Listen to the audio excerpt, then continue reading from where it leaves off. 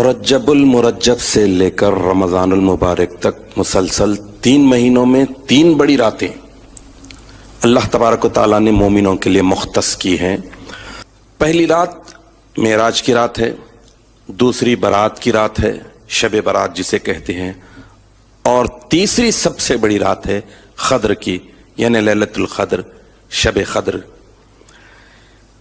یہ تینوں راتیں اپنی اہمیت، فضیلت، قدر و منزلت میں ایک دوسرے سے الگ الگ ہیں۔ معراج شریف میں کائنات کا ایک بہت بڑا واقعہ، بہت بڑا معجزہ رونما ہوا۔ اس ایک معجزے میں ہی اللہ تعالیٰ نے کئی معجزوں کو ظاہر فرمایا۔ معراج کی شب چونکہ فضیلت والی ہے، عظمت والی ہے، کائنات کے یادگار ترین واقعات سے بھری پڑی ہے، اس لیے اس رات جو عبادت کی جاتی ہے وہ عبادت کون سی ہو، کیسی ہو، چونکہ شب مختصر، رات ایک ہی، اور اس رات میں عبادت کرنا ہے۔ عزیزان محترم، یہ زمانہ کٹ اینڈ پیسٹ کا ہے، لائک فارورڈ کا ہے، دوسروں کی تقلید کی جا رہی ہے جو انتہائی غلط اور بری بات ہے۔ اللہ تعالیٰ نے آپ کو اور ہم کو اعلیٰ قوم میں پیدا کیا ہے۔ عبادت کا سب سے اونچا مقام، اونچا درجہ وہ یہ ہے کہ جس کی عبادت کر رہے ہیں اس معبود کو دیکھنے کی طلب اور تڑپ ہو، معبود کے شایع نشان عبادت ہو، اور عبادت میں اولین شرط ہے ادب۔ تو اس بات کو ملحوظ رکھتے ہوئے آج آپ کے سامنے معراج کی شب میں عبادت کیسی ہونی چاہیے، عبادت کا معیار کیا ہو، اسٹینڈرڈ کیا ہو، کچھ ضروری باتیں آپ کے سامنے رکھنے کی سعادت حاصل کر رہا ہوں۔ دیکھیے، دستور بھی ہے کہ ذمے جب بھاری بھاری کام ہو، بڑے بڑے کام ہو، تو ہلکے، غیر ضروری، غیر اہم، بیکار کاموں میں پھنسانا کیا یہ عقل مندی ہے؟ جس کے تعلق سے پوچھ ہوگی، سوال ہوگا، جس کا حساب و کتاب ہوگا، جس کا حساب بھاری ہو وہ کرنا چاہیے۔ پوچھ ہوگی فرض کی، حساب و کتاب ہوگا بھاری کام کا، غیر اہم بیکار کام پر تو ڈبل حساب و کتاب ہوگا۔ یعنی ایک یہ کہ جو چیز اہم ہے، فرض ہے، ضروری ہے، اسے نہیں کیا، اس کا حساب دینا ہوگا۔ اور دوسرا یہ کہ جو چیز غیر اہم ہے، بیکار ہے، ضروری نہیں ہے، اسے کر رہے ہیں، یعنی ضروری کو چھوڑ رہے ہیں، غیر ضروری کو اختیار کر رہے ہیں، جس کی وجہ سے وقت برباد ہو جاتا ہے۔ تو یہ بات طے ہے کہ جب رات بڑی ہے تو اس رات میں کی جانے والی عبادت بھی بڑی ہونی چاہیے، انٹینشن بہت اونچا بڑا ہونا چاہیے، نیت اعلیٰ ہونا چاہیے۔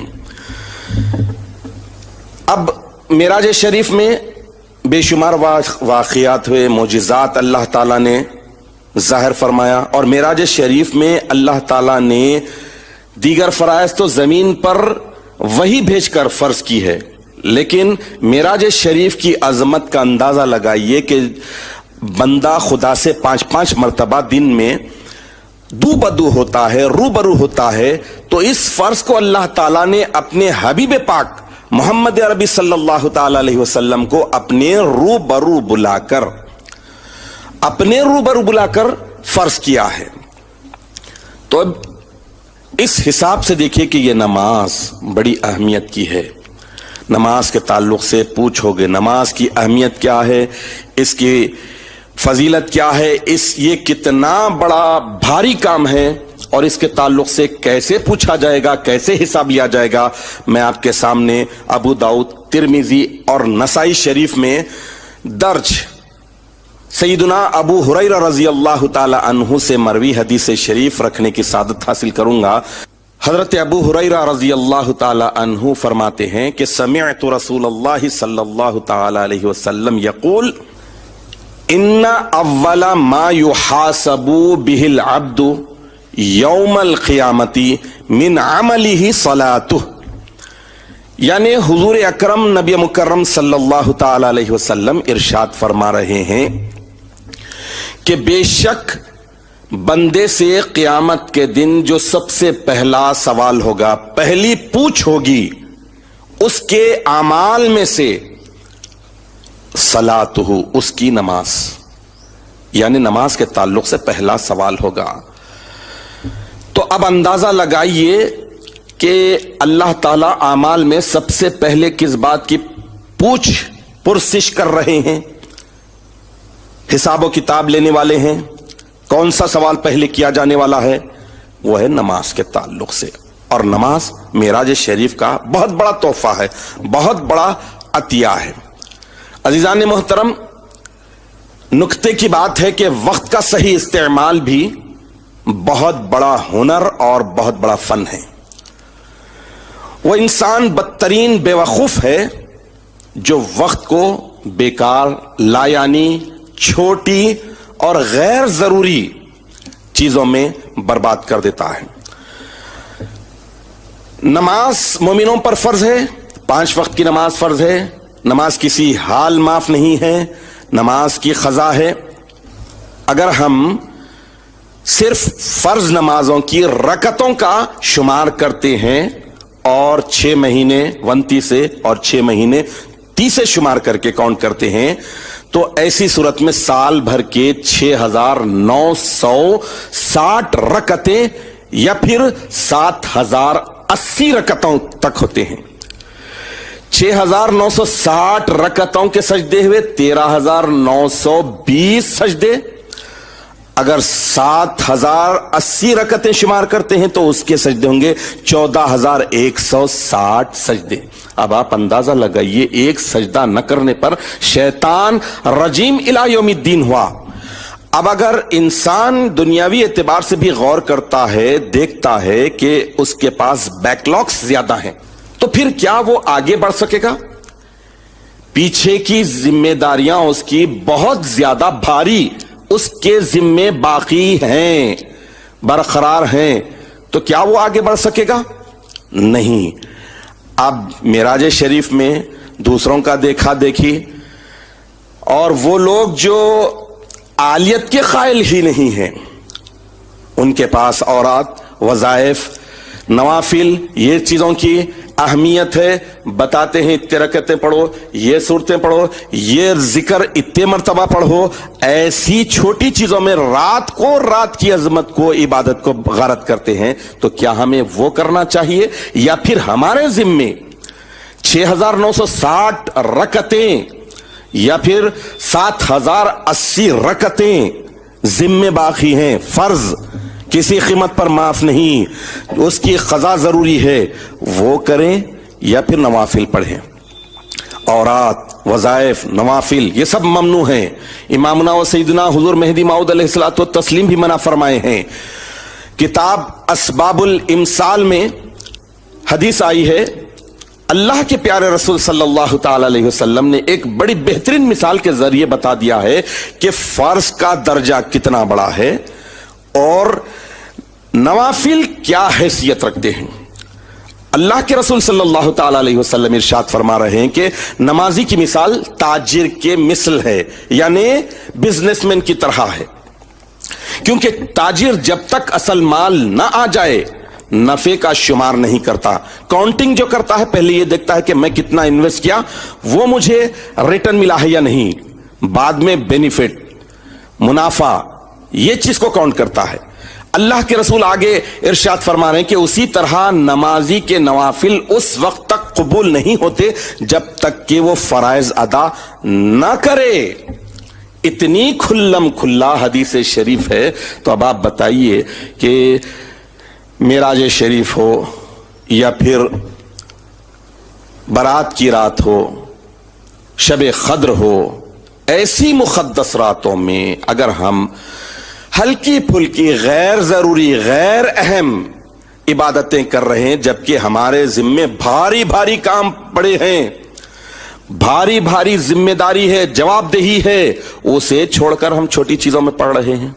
اسی لیے تابع تام رسول اللہ حضرت مہدی موعود علیہ الصلوۃ والتسلیم نے بھی جملہ نوافل عبادات کو، وہ عبادتیں جو نفل ہیں، جو مومنوں پر فرض نہیں ہیں اور جو ذکر اللہ کے علاوہ ہیں، ذکر اللہ فرض ہے، ممنوع قرار دیا ہے، جیسے ورد اوراد گن گن کر کوئی بھی چیز کرنا، 5 سورہ پڑھنا، 7 سورہ پڑھنا، تسبیح پھیرنا، چلا بیٹھنا، ذکر جلی کرنا وغیرہ وغیرہ۔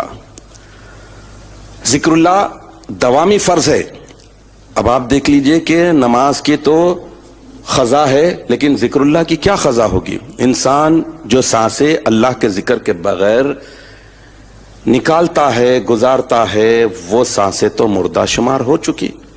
لہذا اب ان سانسوں کے تعلق سے اللہ تعالیٰ سے توبہ و استغفار کرنا چاہیے، مغفرت طلبی کرنا چاہیے، معافی چاہنی چاہیے۔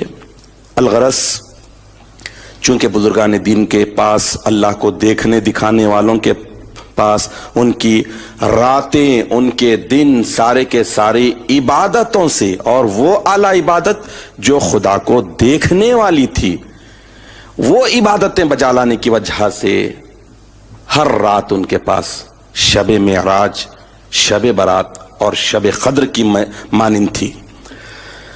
خلاصہ یہ کہ شب معراج کے مقدس موقع پر رات کو عبادتوں میں گزارنا چاہیے۔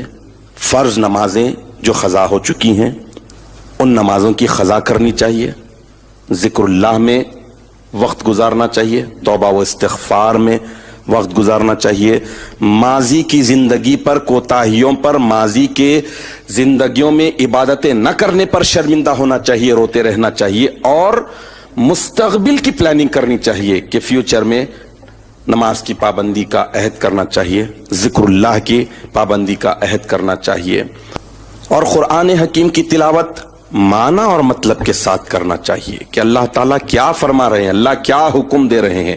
اپنے کلام پاک میں، اپنے عشق نامے میں اللہ تعالیٰ عشق کی کون کون سی باتوں کو اختیار کرنے کا حکم دے رہے ہیں، اور کون کون سی باتیں عشق میں رکاوٹ بننے والی ہیں، اس سے بچنے کا حکم دے رہے ہیں۔ یہ بھی اگر ہم پوری ایمانداری کے ساتھ، پورے ڈر اور خوف کے ساتھ اس رات میں تلاوت قرآن کرتے ہیں تو یقین جانیے کہ یہ زندگی میں تبدیلی کا بڑا ذریعہ بن سکتی ہے۔ اور دیگر عبادتوں کو اللہ تعالیٰ نے جو بندوں پر فرض کیے ہیں اسے بجا لانے کی طرف اللہ تعالیٰ سے رجوع ہونا چاہیے، تو سمجھ لیجئے کہ پھر ہماری زندگی واقعی کام والی ہو جائے گی۔